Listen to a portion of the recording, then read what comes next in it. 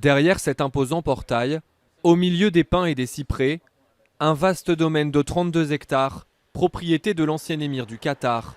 La famille régnante vient surtout ici l'été, mais à quelques jours de Noël, elle s'est rappelée aux bons souvenirs des habitants.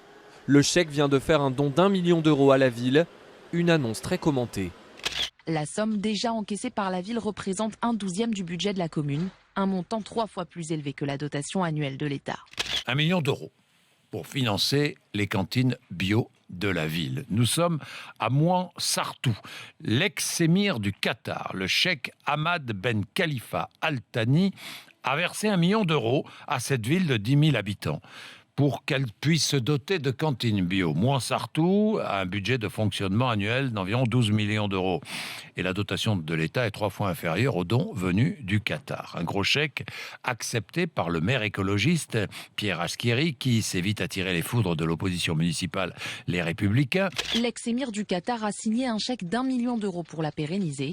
Un cadeau très généreux qui laisse certains habitants perplexes. Dans cette commune de 10 000 habitants, la nouvelle ne laisse personne indifférent et suscite beaucoup de questions chez les habitants comme Marion. Comment atterrit cet argent? 1 million d'euros, c'est quand même pas anodin. Comment on va l'utiliser la mairie? Pourquoi d'un coup un don comme ça? C'est peut-être pas très honnête. Est-ce que l'ex-émir ne voudrait pas quelque chose en retour de la mairie justement? Je pense que c'est pas normal parce que je me méfie de ce qu'il peut y avoir en dessous. On offre 1 million d'euros à des enfants pour à ce qu'ils mangent mieux et on s'en plaint, faut pas cracher dans la soupe, pardon. J'ai l'impression qu'il y a une partie de notre patrimoine qui s'en va. L'argent du Qatar, qu'est-ce que ça vient faire ici à Mouansartou?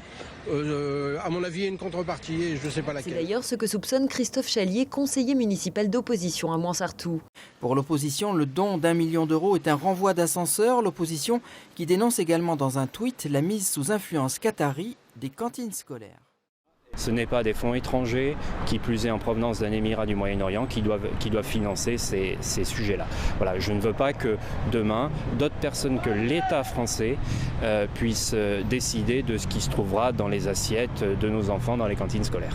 Dans notre pays, on ne laisse pas un émirat du Moyen-Orient financer l'école ou ce qu'il y aura demain dans les assiettes de nos enfants à la cantine, réagit Christophe Chalier, chef de file de l'opposition municipale. Mais pour l'opposition locale, ce cadeau est contraire aux valeurs républicaines. Je ne veux pas que demain, des fonds étrangers puissent financer, décider de l'éducation ou de ce qu'il y aura même demain dans les assiettes des enfants à la cantine. L'opposition, indignée par ce don, redoute une mise sous influence de l'émirat. Je trouve que c'est totalement contraire aux valeurs qu'on véhicule en France de faire financer l'école, la cantine de nos enfants par des fonds étrangers.